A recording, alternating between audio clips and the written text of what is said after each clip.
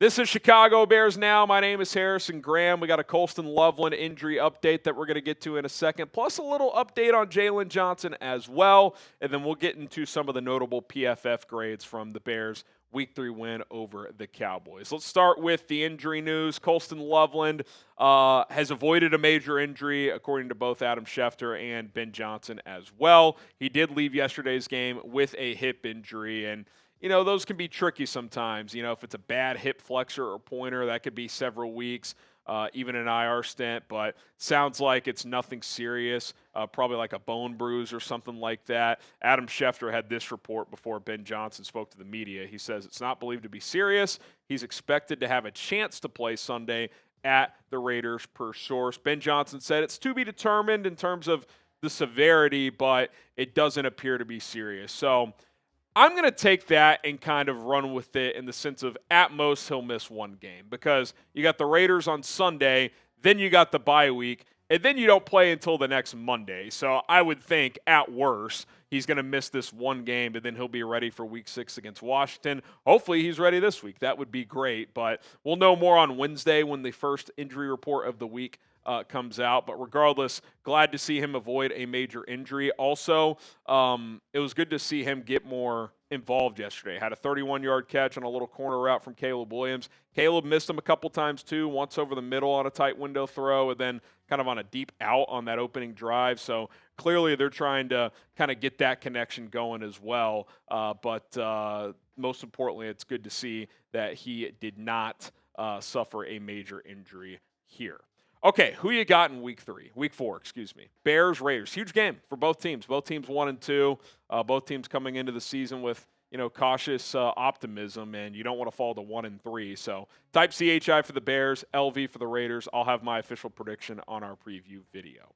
Okay, a little update on Jaylon Johnson as well. Nothing too shocking or crazy here, but Ben Johnson said that he will have core muscle surgery on his groin injury, but did say there's a chance he could return late in the year. That kind of mirrors the Jordan Schultz report from last week, saying that surgery is the likely outcome here, but that there is a chance he could return if they're in contention. And I think that's like the big if, right? Like if he gets fully cleared and, it's mid-December or something like that, week 14, week 15, and the Bears are in the mix to make the playoffs, then you absolutely bring him back. If they're not, then you don't bring him back. It's pretty simple. You would shelf him until next season. So we'll see how it goes, obviously on short-term IR for now, and hopefully the Bears give him a reason to hit that rehab hard and return, because it would be nice to play some meaningful football games down the stretch.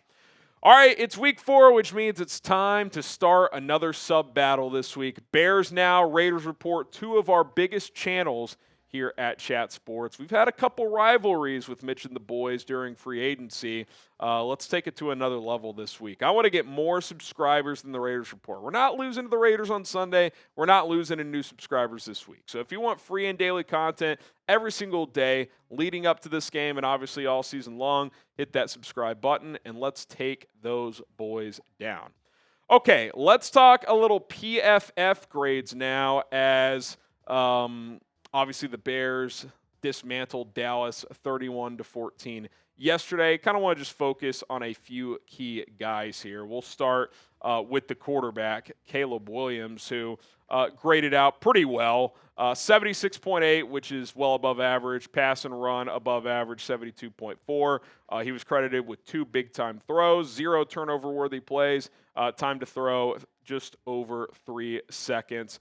Certainly wasn't perfect, right? We talked about this in the postgame show. Missed, 3 to 5 throws he'd like to have back. I probably would have graded him a little bit higher, maybe in the low 80s, but it's semantics at the end of the day. It's not that big of a deal. The most important thing is he's taking steps every week. He's getting better every single week, and that's what you want to see as a Bears fan. So good performance from Caleb. Was it perfect? No. Was it good enough to win? You bet your ass it was.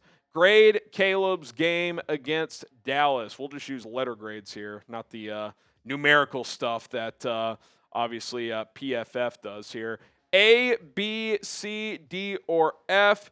Go ahead and grade Caleb Williams' performance in this football game when it comes to beating the Dallas Cowboys. Okay, Braxton Jones. One player under the microscope really since this offseason began, coming off the injury, and obviously they draft Ozzie Trapillo, the Theo Benedict story, coming off the ankle, not playing well early. They challenged him this week, and he answered the bell. Graded out well, did not allow a single pressure in pass pro, held up strong, did not have a penalty either, something Darnell Wright certainly can't say. He's got 6 penalties in 3 games. That's got to be cleaned up. Dan Rochar, they challenged him. They said, look, he's starting these games well, but whether it's mental or physical fatigue in the second half, that's when his protection and technique habits break down. So they challenged him to play a complete game this week, and he did. Now, does Dallas have superior edge rushers? No. He didn't go up against Micah Parsons, but he did what he had to do in a must-win game. So kudos to Braxton Jones for answering the call on that one. All right, today's show is sponsored by Prize Picks. Daily fantasy made easy at prizepicks.com/CLNS. You and I make decisions every day, but on Prize Picks, being right can get you paid. Don't miss any of the excitement this season on Prize Picks, where it's good to be right. Football is back and better than ever, and I'm firing off Prize Picks every single week, including tonight. Got a little 4-player Monday Night Football lineup that I want to share with you guys. This is just one example of many lineups you can use. I took more on Derrick Henry's half a rushing or receiving touchdown. That's a goblin play. Those are easier to hit. Jahmyr Gibbs more than 55.5 yards rushing. A demon pick. Those are tougher to hit. Amon-Ra St. Brown to find the end zone, rushing or receiving, doesn't matter. And then Ravens kicker Tyler Loop to make at least one field goal. $20 entry to win $130. Feeling good about it tonight.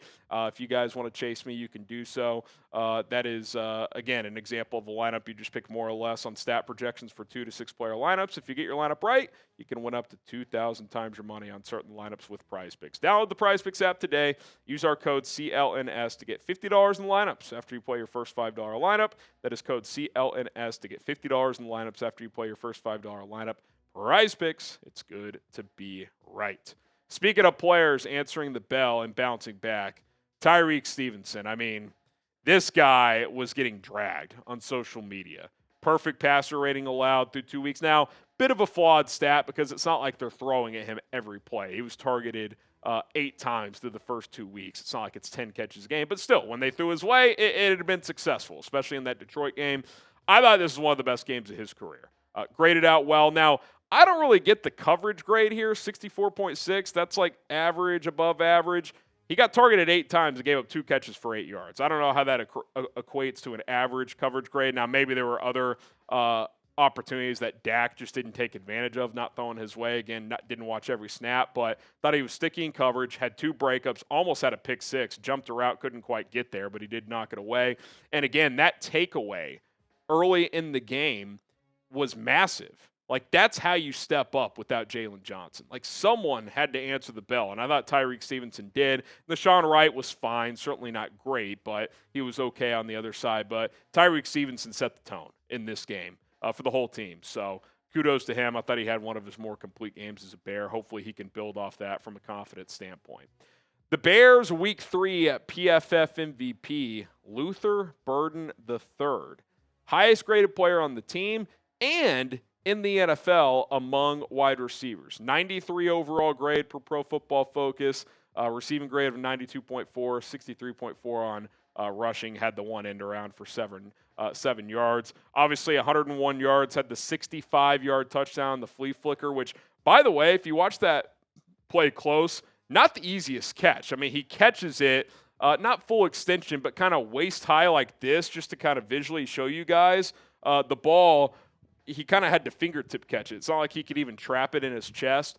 Caleb threw it in a perfect spot, but it was not the easiest catch that far downfield. Turned the corner and scored. Obviously ran that deep end for a 29-yard catch, caught a bubble screen, had a reverse. This guy can change games. He is a game breaker. So I expect the Bears to continue to find opportunities to get him the ball in space and to challenge defenses downfield, because he can absolutely be a guy over the course of a season that changes the complexion of a handful of games. Through 3 games, he's done that once. You do that every 3 games, that's that can help you win a lot of football games over the course of 17. So really good game from Luther. I would imagine his role continues to increase here.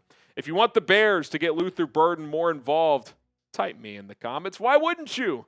Guy was fantastic yesterday, so good to see Luther Burden leave his mark. Okay, Gervon Dexter, have a day. 6 pressures, really flashing as a pass rusher in 2 games so far. Week 1 against Minnesota yesterday, not as much against Detroit. Run defense, never been a big strength of his. That's still not a great area. You'd like him to grow in that regard. That's probably the difference between him becoming a great player. I think he's become a good player. He's a good interior pass rusher, but the run defense leaves something to be desired at times. But you're seeing the flashes. I mean, he can penetrate as a pass rusher more than once over the course of a game. So he clocked Dak once on a ball that Dak actually completed. I couldn't believe it watching it live in the game. But 6 pressures, cracked him on that play. Was close a couple other times to getting to Dak on a sack or at least a QB hit. So feels like year 3 for him. He's kind of finding his groove a little bit. You'd like them to get more stingy and run support. We'll see if he can do that. But as a pass rusher, you could argue pound for pound, he's your best pass rusher on this team right now.